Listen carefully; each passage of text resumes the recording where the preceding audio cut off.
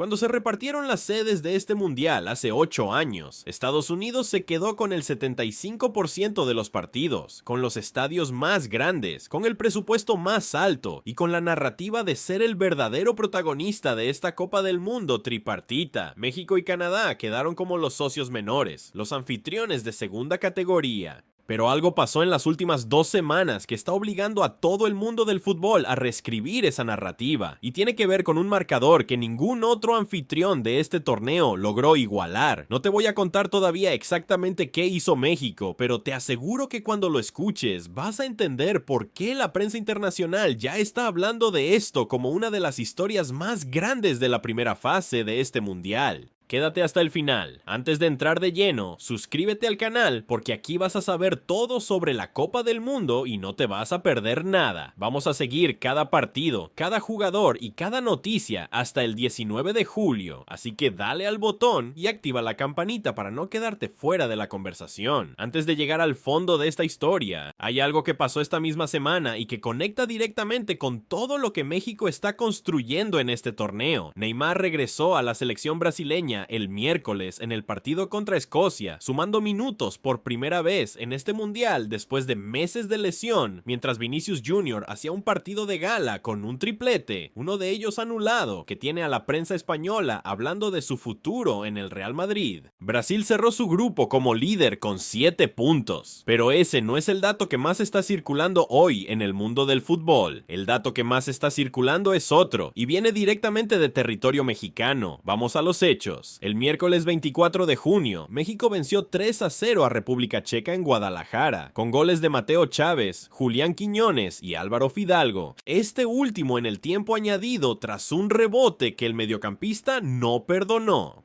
Con ese resultado, México terminó su fase de grupos con 9 puntos de 9 posibles. 3 partidos, 3 victorias, 0 derrotas. El primer equipo de todo este mundial en lograr un 100% de efectividad en la fase de grupos. No Estados Unidos, no Canadá, no ninguna de las grandes potencias europeas o sudamericanas que llegaron como favoritas. México. El anfitrión que durante años fue tratado como el socio menor de esta candidatura tripartita. Y el dato no termina ahí. Esta fue la primera vez que México terminó líder de su grupo en una Copa del Mundo desde Corea y Japón 2002, hace casi un cuarto de siglo. Para un país que ha cargado durante décadas con la frustración de no poder superar los octavos de final, ese liderato de grupo no es un detalle estadístico, es una declaración. República Checa, mientras tanto, terminó en el último lugar del Grupo A con apenas un punto, sin ninguna victoria en todo el torneo, eliminada sin opciones de ningún tipo. El Grupo A completo quedó así: México con 9 puntos, Sudáfrica con 4, Corea del Sur con 3 y República Checa con 1. Y hubo un momento dentro de ese último partido que le dio a la victoria un peso emocional que ningún marcador puede capturar por completo.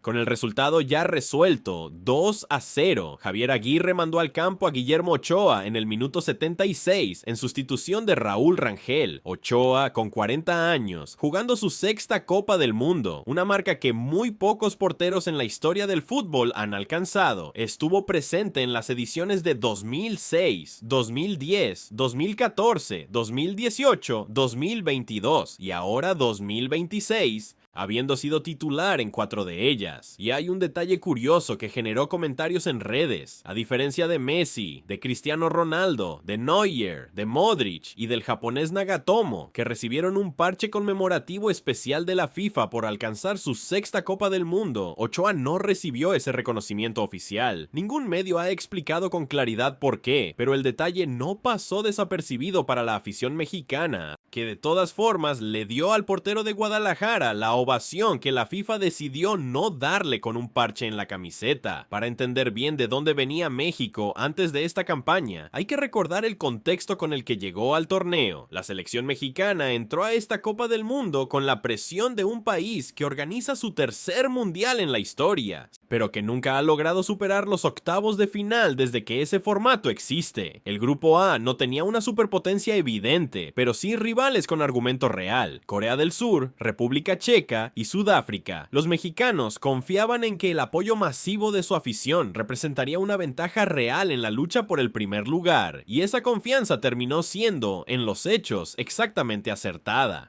Y aquí está exactamente el contraste que da título a este video. Cuando se diseñó este torneo, Estados Unidos asumió que su peso económico, su infraestructura y su cantidad de partidos lo convertían automáticamente en el protagonista indiscutible. Hemos documentado en este canal, partido tras partido, los asientos vacíos en estadios estadounidenses, las restricciones migratorias, los precios de boletos que generaron investigaciones legales en varios estados. Mientras tanto, México hizo lo que siempre supo hacer mejor que nadie: llenar estadios con una pasión genuina y producir resultados deportivos históricos. Y hablando de prensa internacional, la inauguración en el Estadio Azteca y el triunfo inicial de México sobre Sudáfrica acapararon las portadas del Wall Street Journal, el New York Times, el Financial Times, el Guardian, El País, Clarín, Le Monde. Eso convierte a México en el primer país en la historia en organizar el torneo en 3 ocasiones distintas: 1970, 1986 y 2026. Y hay un paralelismo poético: México y Sudáfrica ya habían protagonizado el partido inaugural de Sudáfrica 2010, 1-1.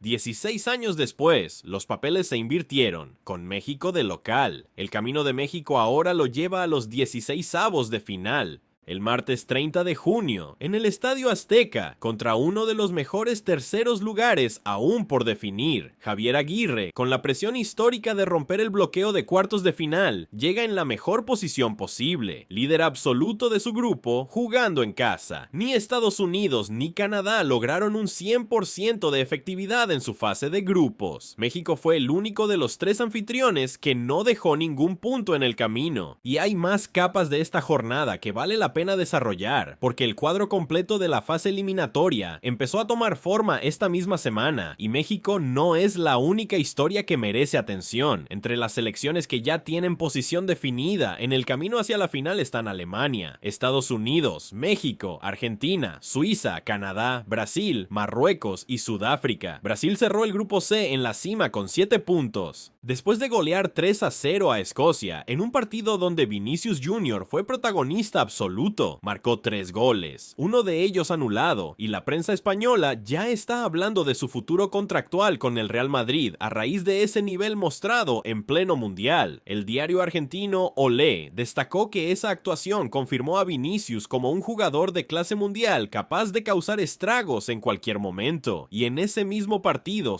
Neymar finalmente debutó en este torneo, sumando minutos desde el banco después de meses de ausencia por lesión, un regreso que Carlo Ancelotti calificó con elogios hacia la seriedad y el profesionalismo del jugador, mostrándose entusiasmado con la posibilidad de que pueda ayudar al equipo en lo que resta de la competencia. Marruecos, por su parte, terminó segundo en ese mismo grupo, también con 7 puntos, quedándose con esa posición por diferencia de goles frente a Brasil, después de un partido donde le costó más de lo esperado superar a Haití, que seguía buscando su primer punto en la historia del torneo. Brasil enfrentará en los 16avos de final al segundo lugar del grupo F, en un partido programado para el 29 de junio en Houston. En el grupo B, Suiza terminó como líder por delante de Canadá, que clasificó pero sin lograr el primer puesto que tanto deseaba como anfitrión, en otro recordatorio de que ni Estados Unidos ni Canadá pudieron replicar la perfección que México sí logró construir, y ese contraste entre los 3 anfitriones de este mundial es exactamente la prueba más contundente de la tesis que este video viene desarrollando.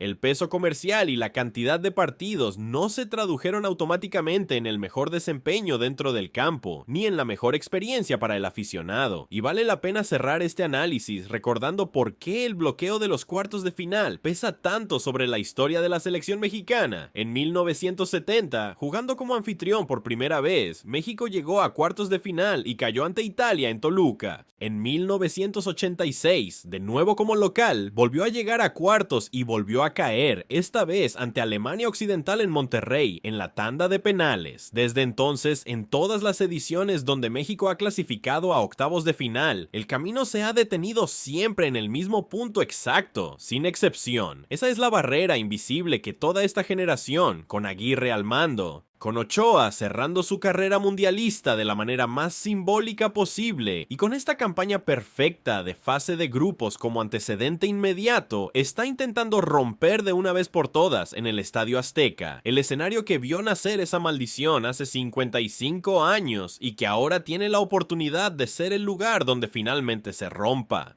Y ahora las preguntas para los comentarios. La primera, ¿crees que esta campaña perfecta de México confirma que siempre fue el verdadero corazón de este mundial? La segunda, ¿crees que este es finalmente el año en que México rompe el bloqueo histórico de los cuartos de final? Y la de siempre, ¿quién es para ti el favorito real para ganar esta Copa del Mundo? Déjame todo en los comentarios, los leo todos. Seguimos aquí hasta el 19 de julio.